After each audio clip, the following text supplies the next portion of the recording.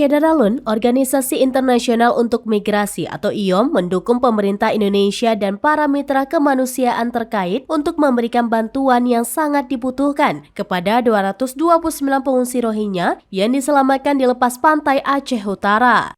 Selain itu, IOM bekerja sama dengan pihak berwenang setempat untuk mendapatkan persetujuan pemindahan ke lokasi baru di Pentet atau bekas kantor imigrasi Loksmawe. Pemindahan ke tempat penampungan sementara secara signifikan dapat meningkatkan keselamatan dan keamanan serta penyediaan bantuan kemanusiaan dasar bagi para pengungsi Rohingya ini. Kepala Misi IOM di Indonesia, Louis Hoffman, mengatakan kelompok terbaru ini terdiri dari 78 anak, 44 perempuan, dan 107 laki-laki. Semuanya diyakini telah menghabiskan lebih dari sebulan di laut selama perjalanan dari Cox's Bazar, Bangladesh. Hoffman menambahkan bahwa IOM mengapresiasi pemerintah Indonesia baik di tingkat lokal maupun nasional karena menampung kelompok rentan ini dan memberi mereka tempat tinggal sementara.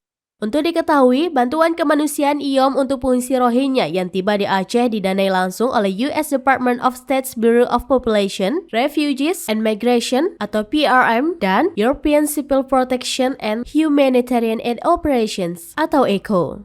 Nah, penanganan yang di sini UNHCR, IOM, dan seluruh NGO penggerak kemanusiaan akan terus mensupport pemerintah dalam hal menyediakan bahan dasar pokok, artinya kebutuhan pokok bagi mereka seperti makan, minum, kesehatan, dan juga air bersih ya di tempat imigrasi ini.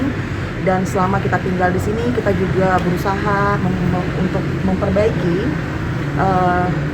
layanan, artinya memperbaiki fasilitas dan ya sesuai dengan kondisinya.